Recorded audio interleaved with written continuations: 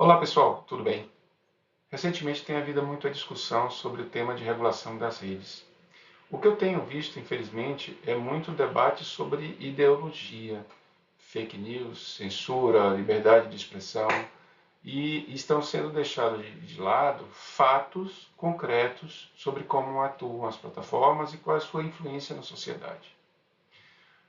Me debrucei um pouco sobre esse assunto, li basicamente um relatório que foi elaborado sobre o tema e eu me proponho então a trazer um pouco das minhas conclusões sobre isso. Meu nome é Jaime Bulhões e eu espero que esse estudo e o que eu vou apresentar aqui venha a ser útil para vocês também, assim como foi para mim. A referência para meu entendimento sobre o tema foi o relatório sobre a regulação das plataformas que foi feito por um grupo de trabalho do Comitê Gestor da Internet. Eles tiveram por mais de 2 anos trabalhando e fizeram esse relatório que tem mais de 248 páginas. As reflexões que me proponho a fazer seria se as plataformas alteram ou influenciam o conteúdo que veiculam, se há algum risco que possam trazer aos indivíduos ou à sociedade, se existe amparo na legislação para poder tomar alguma iniciativa de regulação, se ela seria factível e, caso seja, que possibilidades teríamos de executar.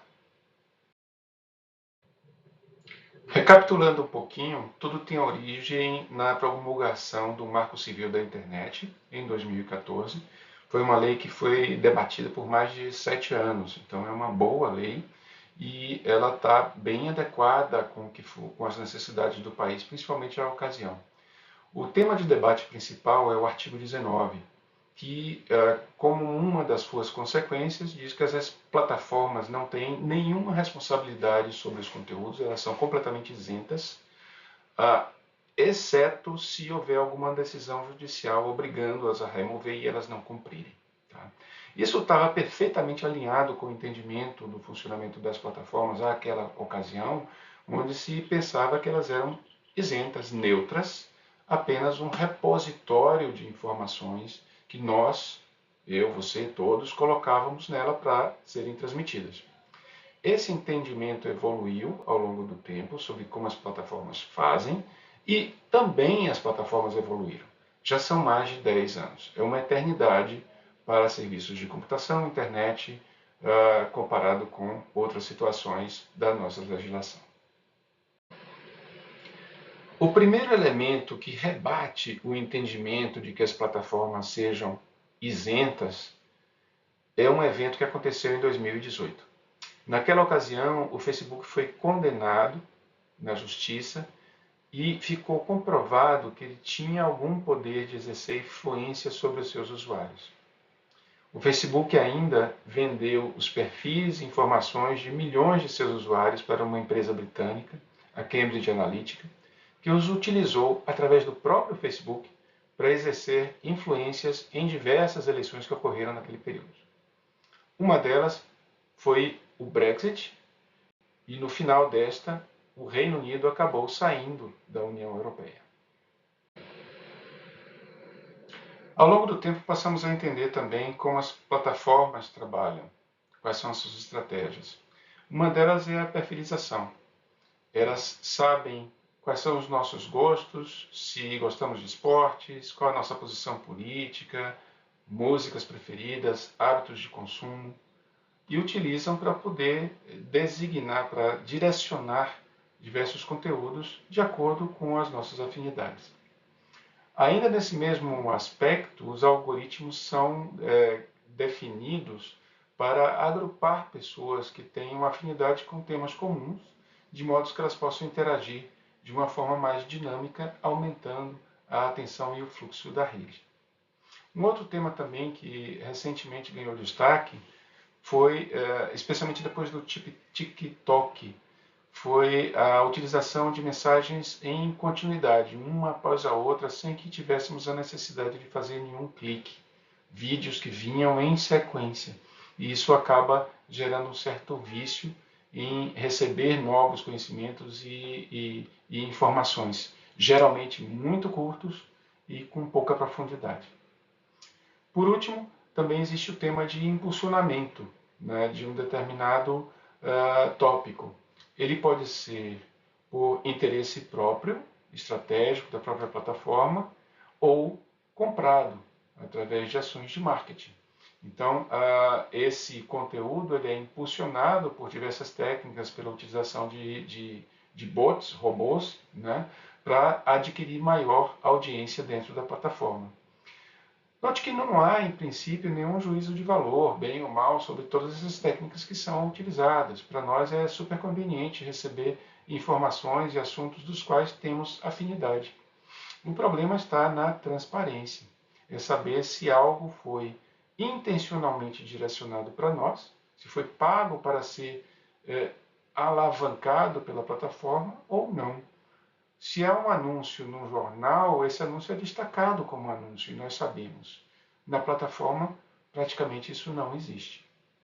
No relatório do CGI estão mapeados alguns riscos que as plataformas podem oferecer à sociedade caso sejam usadas indevidamente. Estão mapeadas em algumas áreas. Numa delas, a segurança nacional, nós podemos interpretar como duas formas principais: espionagem ou sabotagem. No caso da espionagem, é fácil entender. Os dados estão disponíveis da maioria da população, das empresas, mesmo órgãos de governo, estão dentro das plataformas que estão sediadas em um outro país. No caso da sabotagem, basta nos lembrarmos do transtorno que acontece se o WhatsApp, por exemplo, deixa de funcionar. Centenas, milhares de negociações comerciais são interrompidas, contatos, viram caos. Num evento em que temos um litígio com um país controlador, por exemplo, do WhatsApp, com a Meta, os Estados Unidos, eles podem utilizar essa habilidade, essa capacidade de interromper o fluxo e criar um caos no país adversário. Outro risco associado é o potencial abuso de poder econômico. Isso acontece principalmente pela grande quantidade de dados que as plataformas obtêm e que lhes permitem uma visão estratégica de todo o mercado muito maior do que qualquer outra empresa. Elas podem, portanto, alocar seus recursos financeiros, que não são pequenos, são das maiores empresas do mundo, obtendo vantagens. Elas também têm a capacidade de, eventualmente, sufocar novos entrantes, startups que lancem um produto inovador, em que elas não vão ter a capilaridade que as grandes empresas têm nos seus usuários e, eventualmente, podem lançar um produto competidor usando sua musculatura financeira que sufoque esses novos. Quem está controlando isso? Quem faria essa regulação? Esse é um ponto que nós já temos, por exemplo, um CAD atuando nesse universo, enquanto que o CAD atua em outras empresas. Outro fator interessante é o efeito rede, em que as plataformas se beneficiam de estarmos habituados a utilizá-las. Se nós temos os nossos livros na Amazon, nossas músicas no Spotify, por exemplo, dificilmente migraríamos para uma outra plataforma e deixaríamos de utilizar esses recursos, nosso acervo, naquelas anteriores. Isso nos mantém meio que refém deles. Um terceiro aspecto seria a possibilidade de venda casada. Muitas empresas de telefonia associam dados livres, ilimitados, com alguns aplicativos, Facebook, Spotify, o que seja.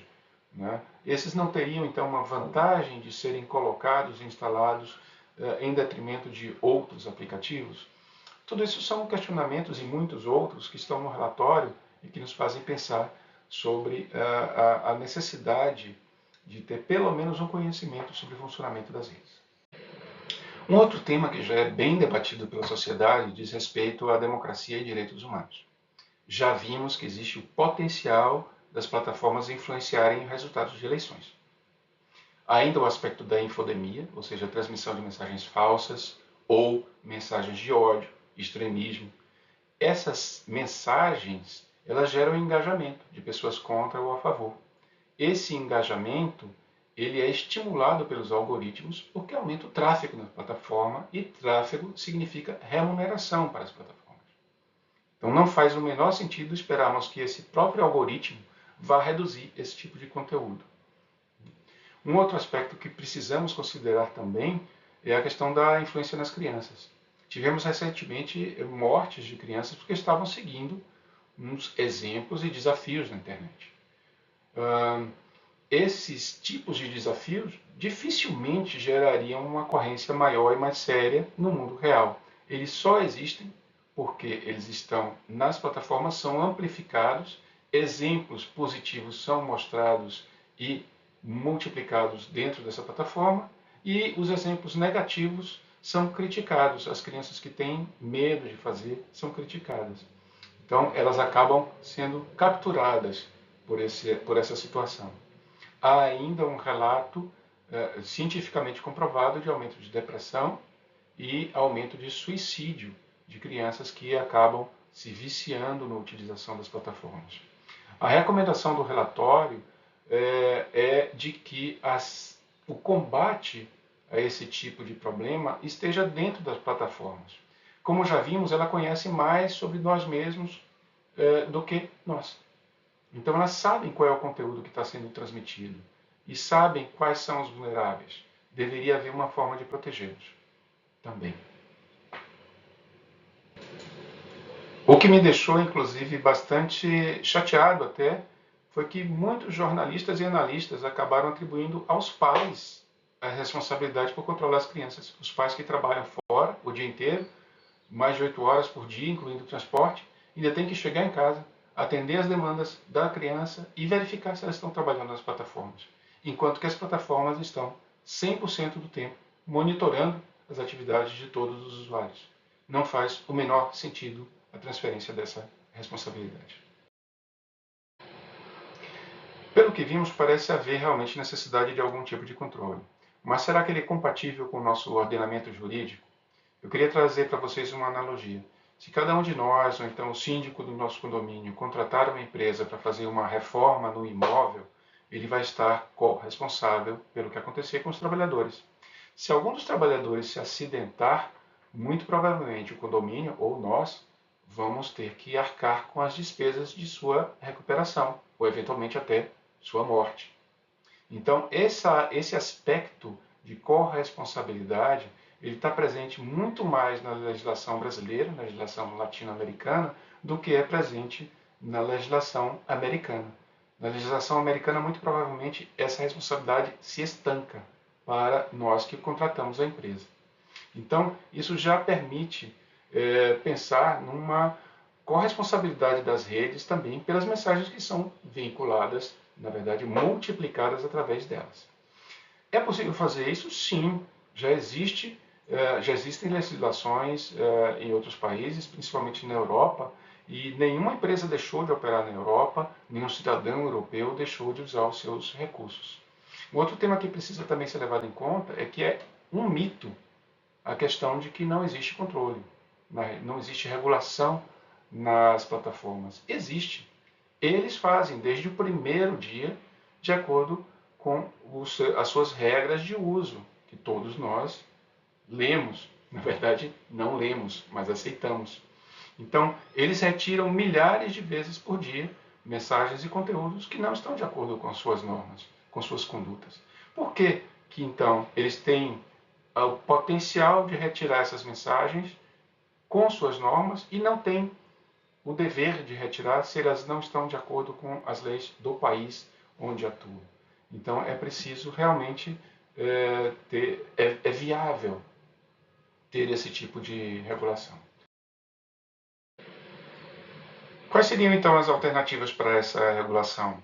O relatório oferece 3 opções sugeridas pelos seus participantes. A primeira seria através de uma autoridade reguladora, algo como a ANAC para a aviação civil ou como a Anatel para telecomunicações. Seriam criadas essas autoridades com normas, deveres e os devidos participantes.